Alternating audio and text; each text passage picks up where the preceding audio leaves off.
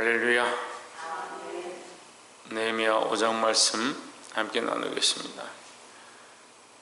느헤미야 5장은 4장에서 성벽을 재건하는 모습에 연결되는 부분입니다.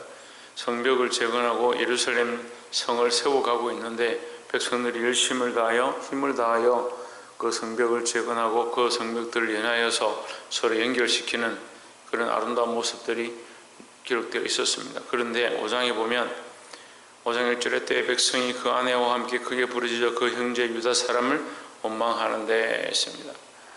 백성들이 성벽을 잘 건축하다가 세워가다가 왜 갑자기 유다인들을 원망하느냐 이렇게 우리가 생각해 볼 수 있는데, 사실은 흉년이 들고 백성들이 살기가 힘든 겁니다. 살기가 힘든데 여전히 뭘 하고 있느냐, 자원하는 마음으로 성벽을 건축하고 있습니다. 성벽을 건축하고 집안을 돌아보지 못하니까 사실 먹고 사는데 힘들죠. 그런데 어떻게 하냐면 그 유다인들은 거기 온 사람들에게 오히려 그 밭에서 녹을 받고 그들을 자기들 종으로 삼고 그렇게 하는 일들을 하는 겁니다. 그들에게 세금을 걷고 녹을 받고 그들을 안 되면 자기들 종을 삼고 그렇게 하다 보니까 이 백성들이 안 그래도 흉년이고 힘든데 어려워지는 겁니다. 그 형제들을 원망하는 겁니다. 내 말씀은 형제를 노예로 삼지 마라 했는데 이 시대가 그렇게 되다 보니까 형제가 노예가 된 것처럼 이 녹을 바치는 그런 어려운 형편이 되었죠. 그 2절에 혹은 말하기를 우리와 우리 자녀가 많으니 곡식을 얻어 먹고 살아야 하겠다 하고, 혹은 말하기를 우리의 밭과 포도원과 집이라도 전당을 잡히고 이 흉년을 위하여 곡식을 얻자 하고, 혹은 말하기를 우리는 밭과 포도원으로 돈을 빚내어 세금을 바쳤도다 했습니다. 그게 지금 어렵다는 얘기죠. 형편이 어렵다는 얘기. 5절에 보면 우리 육체도 우리 형제의 육체와 같고 우리 자녀도 저희 자녀 같거늘 이제 우리 자녀를 종으로 파는도다 했습니다. 그러니까 형제들이 같은 민족이 어떻게 같이 하나님의 전을 건축하고 이 성벽을 쌓아가고 그렇게 하기 위해서 우리가 돌아왔는데 너희가 끌려갈 때 바로 바벨론의 포로로 끌려갔다가 이제 돌아와서는 우리의 관리가 되고 주권자가 되어서 오히려 이 성벽을 짓는데 우리가 하나님 앞에서 하는 마음처럼 충성되는데 너희는 우리를 종 취급하느냐. 상황이 그렇게 되니까 그렇게 말하는 거죠.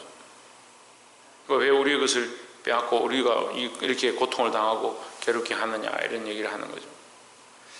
자, 우리는 이 말씀을 통해서 형제들의 고통을 돌아볼 수 있어야 한다라는 겁니다.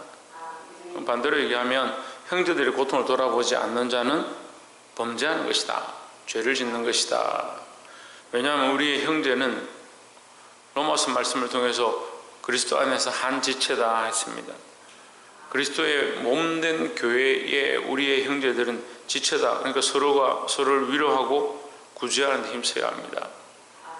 우리가 하나 되어진 지체인데 왜 형제를 돌아보지 않느냐, 자기 이익만 취하느냐, 이게 잘못됐다는 거죠.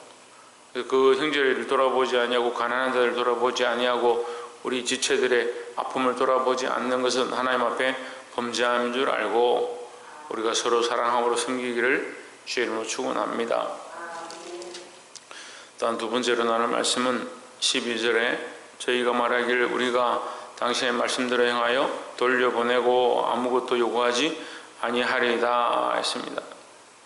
이 느헤미야가 지혜를 내서 백성들을 모으고 대회를 열었습니다. 대회를 열었다는 말은 우리처럼 부흥회를 했든지 쉽게 얘기하면 무슨 집회를 했든지 이렇게 하는 거죠. 다 같이 모아놓고 그들에게 얘기를 하는 겁니다. 가르치는 겁니다.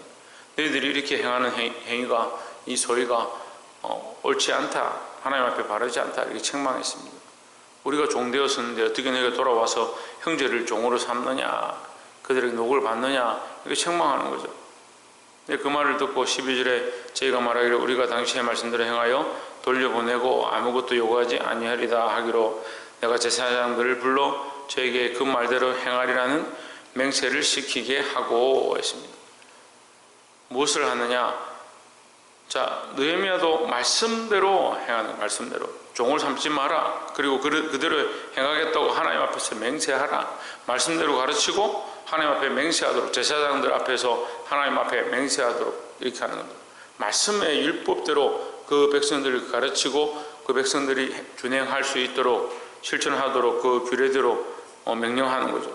그리고 그 백성도 그 말씀 앞에 복종하는 겁니다.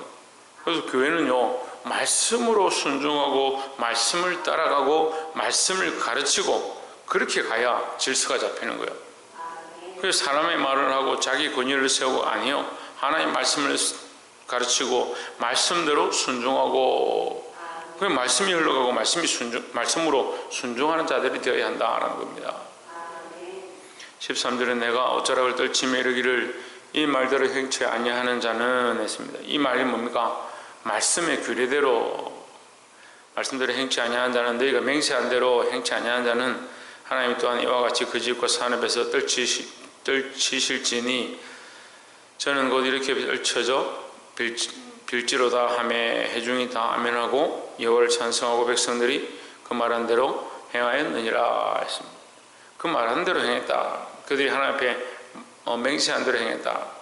뭘 맹세했느냐? 말씀대로 그 규례대로 형제들을 노예로 잡지 아니하고 그들의 녹을 받지 않겠다 하는 그것을 행하겠다 하는 거죠. 여러분, 말씀대로 세워져가는 교회가 되어야 하고 말씀대로 세워져가는 우리가 믿음의 사람인 줄 믿습니다. 그럼 다시 말하면 우리가 믿음의 사람이라면 말씀대로 살아야 된다. 마지막으로 16절에 도리어 이 성 역사에 힘을 다하며 땅을 사지 아니하였고 나의 모든 종자도 모여서 역사를 하였으며 했습니다. 이제 마지막으로 이 느헤미야가 그 백성들 앞에 백성들이 그렇게 하겠다 맹세하고 나니까 자기가 이제 나서서 또 얘기를 하는데 무슨 얘기를 하느냐? 나는 그렇게 하지 않았다. 나는 말씀대로 행하고자 힘썼고 나는 이 백성들에게서 녹을 받지 않았다. 땅도 사지 않았다. 땅을 사서 그 백성들의 것을 빼앗고 내가 여기 주인이 되어지고 그런 일을 하지 않았다. 더 나아가서 18절에 매일 나를 위하여 소 하나와 살찐 양 6을 준비하며 닭도 많이 준비하고 열흘에 한 번씩은 각종 포도주를 갖추었나니 비록 이같이 하였을지라도 내가 종도의 녹을 요구하지 아니하였음은 백성의 부역이 중함이니라 했습니다. 자, 이게 무슨 말이냐면요. 아이고 목사님, 이게 느헤미야하고 무슨 상관이 있습니까? 느헤미야가요, 지금 백성들에게 자기가 이 어렵고 여기까지 왔는데 사실은 느헤미야는 술관원이고, 그렇죠? 거기 바벨론에 끌려가서 포로지만 거기서 술관원이고 높은 관직이 있었습니다. 그래서 사는데 아무 지장 없었죠. 근데 여기까지 왔습니다. 백성을 이끌고 왔습니다. 그럼 백성들에게 뭐 필요한 것도 받을 수도 있고, 또 여기 백성들 이끌고 와서 이 땅에 이 성을 세우고 있으니까 여기 거하고 있는 백성들에게도 뭔가 녹을 요구할 수도 있죠. 하지만 나는 그렇게 하지 않는다. 너에게도 받지 아니하고 저들에게도 받지 않는다. 더 나아가서 나는 총독에게도 받지 않는다. 총독에서 왜 받지 않느냐? 우리가 이렇게 생각할 수 있는데 앞에 본문에 기록되어 있었어요. 뭐라고 되어 있냐면 하나님의 영광을 위하여 라고 하고 있습니다. 그 하나님께서 내게 큰 은혜를 베푸셔서 우리를 인도하실 것이고 우리에게 많은 것들을 채워주실 것입니다. 이렇게 확신하고 고백했던 느헤미야의 신앙 고백이 있는데, 우리가 가는 길에 왕이여 뭘 채워주십시오, 뭘 주십시오 이렇게 말할 수가 내가 그럴 수 없더라 라고 고백하고 있습니다. 그러니까 자기의 입장과 상황보다 무엇을 돌아보느냐? 하나님의 영광을 돌아보는 겁니다. 19절에 내 하나님의 내가 이 백성을 위하여 행한 모든 일을 생각하시고 내게 은혜를 베푸시옵소서 했습니다. 이 느헤미야가 하나님의 영광을 구하고 하나님의 뜻을 쫓아가는 것, 주여 내가 이 땅에 이 많은 것들을 요구하지 아니하고 하나님 나라의 영광을 구하고 있는 것 주여 들어주시옵소서.